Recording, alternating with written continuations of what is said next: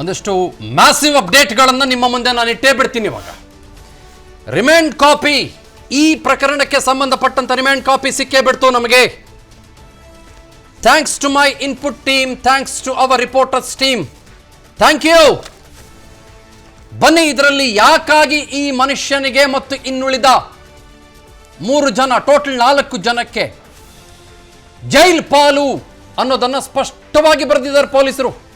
7 ಕಾರಣಗಳನ್ನು ಕೊಟ್ಟಿದ್ದಾರೆ. ಇನ್ನೂ ಸಿಕ್ಕಾಪಟ್ಟೆ ಇಂಟ್ರೆಸ್ಟಿಂಗ್ ಡೀಟೇಲ್ಸ್ ಇದೆ ಅದರಲ್ಲಿ, ನಾನು ಅದನ್ನು ಆಮೇಲೆ ಓದ್ತೀನಿ. ಬಟ್ ಈ 7 ಕಾರಣಗಳನ್ನು ಓದಿಬಿಡ್ತೀನಿ.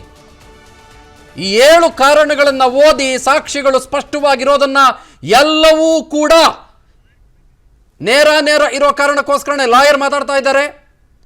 I believe his name is Ranganath. ನ್ಯಾಯಾಲಯ ರಿಮೈಂಡ್ ಅರ್ಜಿಯನ್ನು ಪುರಸ್ಕೃತಗೊಳಿಸಿ ಆದೇಶಿಸಿದಲ್ಲಿ ಅಂತಹ ಒಂದು ಬಂಧನ ಅಥವಾ ಅಂತಹ ಒಂದು ರಿಮೈಂಡ್ ಅದು ರದ್ದುಗೊಳಿಸಲಿಕ್ಕೆ ಅವಕಾಶ ಇರ್ತದೆ.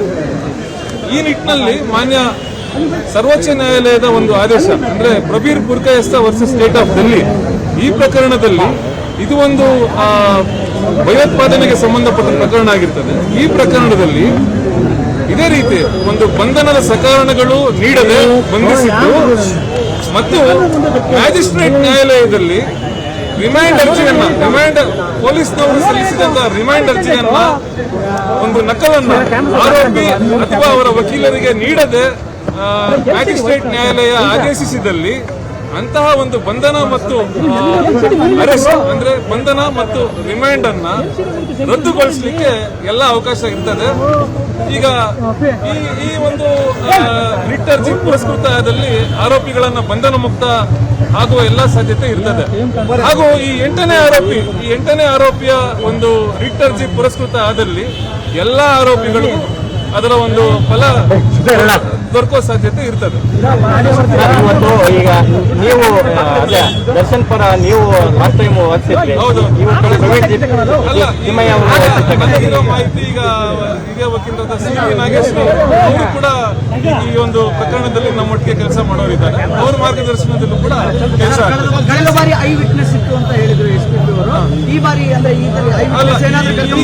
ಈಗ ಆ ಸುದ್ದಿ ಏನು ಬಂದಿಲ್ಲ. ನನ್ನ ಸಹಪಾಠಿಗಳು 14 ದಿನಗಳ ಕಾಲ ನೋಡಿ, 14 ದಿನ ಅನ್ನೋದು ಅದು ಕಾನೂನಿನನ್ವಯ 14 ದಿನಗಳಿಗಿಂತ ಹೆಚ್ಚು ಯಾವ ಆರೋಪಿಗಳನ್ನು ಕೂಡ ಕೇಸಿನ ಒಂದು ನ್ಯಾಯಾಂಗ ಬಂಧನವನ್ನ ವಿಸ್ತೃತಗೊಳಿಸಲಿಕ್ಕೆ ಸಾಧ್ಯ ಇಲ್ಲ. ಸರ್, ಇವಾಗ ಆರೋಪಿಗಳನ್ನ ಬೇರೆ ಬೇರೆ ಈ ಕೇಸಲ್ಲಿ ಡಿಜಿಟಲ್ ಎವಿಡೆನ್ಸಸ್ ಗಳಿದೆ ನೋಡಿ. ಒಂದು ನಿಮಿಷ, ರಿಟ್ ಅರ್ಜಿ ನಾನು ಹೇಳ್ತೀನಿ. ರಿಟ್ ಅರ್ಜಿ ಬಂದು ಕೇಸಿನ ಒಂದು ಫ್ಯಾಕ್ಟ್ಸ್ ಮೇಲಲ್ಲ.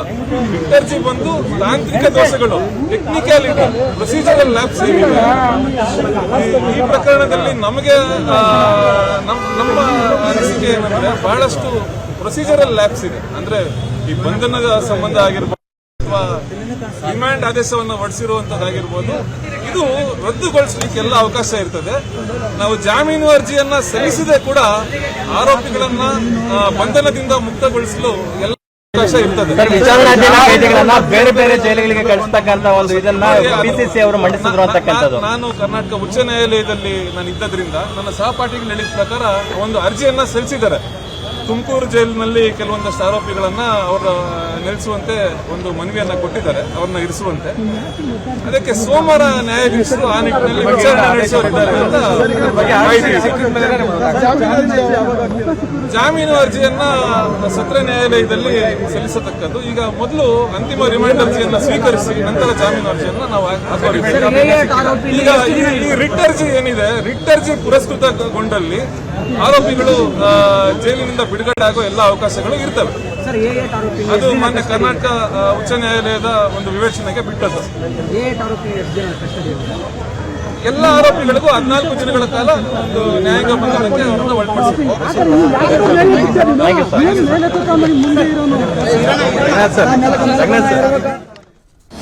ಅನುಕ್ಷಣದ ಸುದ್ದಿಗಳಿಗಾಗಿ ವಿಸ್ತಾರ ನ್ಯೂಸ್ ಯೂಟ್ಯೂಬ್ ಚಾನೆಲ್ ಸಬ್ಸ್ಕ್ರೈಬ್ ಮಾಡಿ. ಹೊಸ ಸುದ್ದಿಗಳ ನೋಟಿಫಿಕೇಶನ್ಗಾಗಿ ಬೆಲ್ ಐಕಾನ್ ಕ್ಲಿಕ್ ಮಾಡಿ. ಲೇಟೆಸ್ಟ್ ಅಪ್ಡೇಟ್ಸ್ಗಾಗಿ www.vistaranews.com ವೆಬ್ಸೈಟ್ಗೆ ವಿಸಿಟ್ ಮಾಡಿ.